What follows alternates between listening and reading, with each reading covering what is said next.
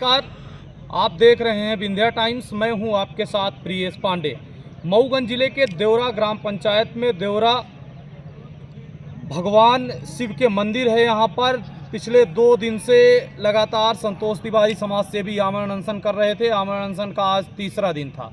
मऊगंज विधायक प्रदीप पटेल आज जब तीसरे दिन अनशन स्थल पर पहुंचे तो वहां से सभी अनशनकारी सहित जो उनके समर्थक थे उन्होंने कहा कि प्रशासन अब अतिक्रमण नहीं हटाएगा, हम खुद अतिक्रमण हटाएंगे और अतिक्रमण हटाने पहुंच गए। जैसे ही विधायक और हिंदू समाज के लोग अतिक्रमण हटाने खुद पहुंचे, उस दौरान मुस्लिम समाज के लोग भी सामने आ गए और पथराव की स्थिति निर्मित हो गई। दोनों पक्ष में जमकर पथराव चले, एक दूसरे को पत्थरबाजी की। उस दौरान पुलिस महकमा भारी संख्या में उपस्थित नहीं था। पुलिस भी अपने आप को वहां से बचाती दिखी। दोनों पक्षों में काफ़ी टाइम तक विवाद चला। उसके बाद मौके पर मऊगंज पुलिस अधीक्षक रचना ठाकुर और मऊगंज कलेक्टर अजय श्रीवास्तव पहुंचे, जो लगातार विधायक को समझाइश देने का काम किया। लेकिन मऊगंज विधायक प्रदीप पटेल ने कहा कि आप अतिक्रमण हटाइए, इसके बाद ही हम मानेंगे। पूरे मामले पर विधायक जब अतिक्रमण हटाने पर अड़े रहे तो अंततः मऊगंज विधायक प्रदीप पटेल को पुलिस ने गिरफ्तार कर यहां से स्थल से बाहर ले गई। उसके बाद पूरे जो हिंदू समाज के लोग थे, जो अनशनकारी थे, दोबारा से अनशन स्थल पर बैठ चुके हैं। दोनों पक्षों के बीच मामला कुछ इस कदर गर्मा गया था कि मारपीट की स्थिति निर्मित हो गई थी और पत्थरबाजी भी हुई। पुलिस पूरे मामले का ने कंट्रोल करने में सक्षम नहीं थी। उसके बाद जब बाहर से पुलिस बुलाई गई और आंसू गैस के गोले छोड़े गए, उसके बाद कुछ मामला शांत हुआ।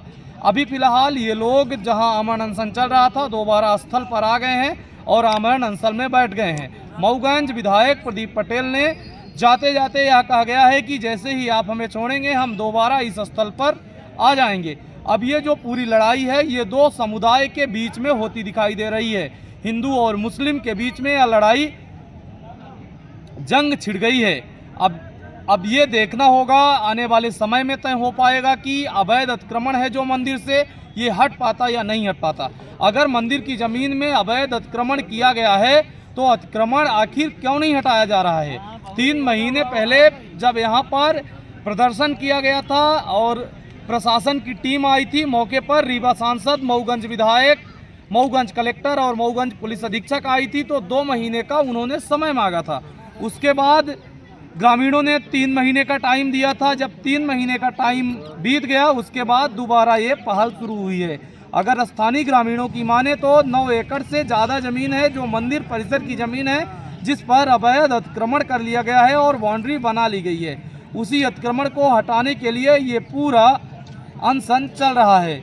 आइए हम यहाँ पर उपस्थित जो अनशन करने वाले व्यक्ति हैं संतोष तिवारी, उनसे जुड़ते हैं और जानते हैं पूरा मामला। पहले से एडिशनल साहब पहले से भी धमकियाँ दे रहे थे, वो तो हमारा मर्डर तक का प्लानिंग बना चुके थे। और जितना जो कुछ हो रहा कलेक्टर साहब की गलती के कारण हुआ। जब 6 अगस्त को माननीय कलेक्टर महोदय यहाँ आए थे और जो आश्वासन उन्होंने दिया था, अगर उस आश्वासन को पूरा किए होते, उन्होंने कहा 2 महीने, हिंदू लोगों ने कहा कि हम 3 महीने का टाइम देते हैं, नियत समय पर अगर वो कार्रवाई करते तो आज ये गति ना होती। ये गति तो कलेक्टर और एसपी और एडिशनल एसपी की कमी के कारण हुई है। अभी मऊगंज विधायक को पुलिस लेकर गई है, कहाँ लेकर गई है? अभी ये तो पुलिस वालों को मालूम होगा कि उनको कहाँ ले जाएंगे, क्या करेंगे। और हमारे माननीय विधायक जी तो पहले से वो चिल्ला रहे थे कि यह लोग हमारे साथ कोई अप्रिय घटना, तो हमको तो ऐसा भी लगता है कोई अप्रिय घटना ना उनके साथ कर दें।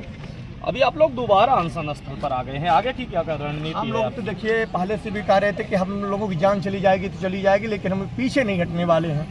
पुलिस करे ना कार्रवाई, क्यों नहीं कर रहे? वहाँ बोलते हैं कि ईदगाह है, आप लोग चल के देख लो ना, ईदगाह है ना कुछ। 2 एकड़ में आप बाउंड्री करके रखे हो, कब्जा करने के लिए आप नियत से। हमारे मंदिर की जमीन है, हम अपने मंदिर की जमीन में अगर सुरक्षित नहीं रह सकते, इसकी सुरक्षित नहीं कर सकते, हम क्या कर सकते हैं? हाथ में हाथ डाले बैठे नहीं। तो ये अनशन चलता रहेगा भी, निरंतर चलता रहेगा, कोई भी हो, चाहे गोली उधर से चले। अभी तो ऐसा भी सुनने को आ रहा है कि पूरे मध्य प्रदेश के मुसलमान इकट्ठा हो रहे हैं, हम लोगों को मारेंगे, पीटेंगे। हम लोग कहीं डरने वाले नहीं है। अगर जान भी चली जाए, खुशी से ऊपर चले जाए, कोई दिक्कत नहीं है। और ये शासन प्रशासन इसका जिम्मेदार है, इसके कलेक्टर जिम्मेदार है। जब हम लोग बार बार उनसे निवेदन कर रहे थे, ज्ञापन दे रहे थे और बार बार घुमाने का काम कर रहे थे, और कलेक्टर साहब जो चाहते थे वो हो गया। आज एसपी साहब जो चाहते थे, का शौक है, पैसा इकट्ठा करने का शौक है, पैकारी करवाने का शौक है, आज जिला की कौन चिंता करता है, मंदिर की कौन चिंता करता है? मंदिर को तो हमारे जैसे गरीब हिंदू चिंता करते हैं। ये शासन प्रशासन के लोग अगर पहले चिंता किए होते तो इतनी बड़ी घटना नहीं हो सकती थी। जय श्री राम का नारा लगाने के बाद मुस्लिम समुदाय की तरफ से भी उस तरफ से नारेबाजी की जा रही थी। नहीं, जय श्री राम का नारा लगा रहे थे, ठीक, अच्छी बात है। हम लोग लगा रहे थे, हम लोग भारत के हैं, हम लोग वंदे मातरम को भी नारा लगा सकते, लेकिन वो लोग पाकिस्तान का नारा लगा रहे थे। अगर इनको पाकिस्तान इतना प्यारा है तो पाकिस्तान चले जाए, हमारे भारत की भूमि छोड़ दें, क्या दिक्कत है? खाते हो भारत का, गाते हो पाकिस्तान का, ये कहाँ से परंपरा है? ये कितनी जमीन है मंदिर की? 9 एकड़ 27 अभी मंदिर परिसर में कितनी जमीन है जो मंदिर परिसर के पक्ष में? लगभग 2 एकड़ होगी। शेष जमीनें? शेष जमीन सब उसके अतिक्रमण में, तो ये अतिक्रमण मुक्त करा के ही उठेंगे या फिर ये मामला शांत हो अतिक्रमण जाएगा? मुक्त तो होना पड़ेगा, या फिर हमारे वरिष्ठ मान लो कोई जो निर्णय लेंगे उस निर्णय को हम लोग मानेंगे भी। ऐसा भी नहीं है कि हम अपनी बात पर अडिग रहेंगे, लेकिन अभी तो अडिग है नहीं है जी। स्टे के कोई न कहीं से स्टे है न कुछ है, गिराने का आदेश हुआ है, ये तो घुमाने का काम है। कोई आवेदन दे दे और कह दे स्टे है, अगर उसमें माननीय न्यायालय कोई स्थगन आदेश देता, कोई भी सक्षम अधिकारी स्थगन आदेश देता तो उनके पास आदेश तो लाए। ये तो कलेक्टर साहब बिल्कुल एजेंट के रूप में काम कर रहे हैं, जिस तरह से मुसलमानों के एजेंट जैसा काम कर रहे हैं, ये उनको टाइम दे रहे हैं। ये बताइए, इतनी बड़े शर्म की बात है कि वरिष्ठ अधिकारी नोटिस काट रहे हैं, उस नोटिस में ऐसा काट छाट कर रहे हैं जैसे बिल्कुल वो नियत कर चुके हैं। 11 तारीख को हमारे हिंदू समाज के लोगों ने ज्ञापन देते हैं, 12 तारीख को आदेश करते हैं, फिर पता नहीं वो 3 महीने वाली जो उनको लकीर याद आ गई होगी कलेक्टर साहब को, उन्होंने थोड़ा सा दिमाग लगा लिया, पढ़े लिखे तो ही हैं, कलेक्टर हैं भाई, उन्होंने 0 बना दिया, 1 को उधर 8 बना दिया।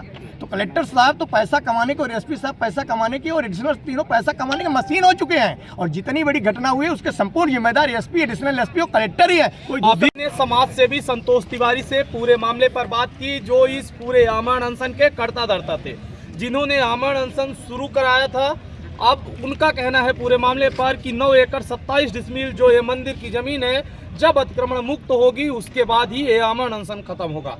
फिलहाल मऊगंज विधायक अभी यह कह कर गए हैं कि जैसे ही हमें ये छोड़ेंगे हम दोबारा स्थल पर आएंगे। अब आगे देखना यह दिलचस्प होगा कि पूरे मामले पर क्या होता है। हिंदू और मुस्लिम के बीच में ये लड़ाई अब पहुंच चुकी है, हिंदू मुस्लिम की लड़ाई हो चुकी है। मंदिर की लड़ाई के बाद हिंदू मुस्लिम की लड़ाई का परिणाम क्या होगा, मंदिर की जमीन अतिक्रमण मुक्त हो पाएगी या नहीं हो पाएगी, बहुत सारे सवाल हैं, जिसके लिए आप देखते रहिए विंध्या टाइम्स। बहुत बहुत धन्यवाद।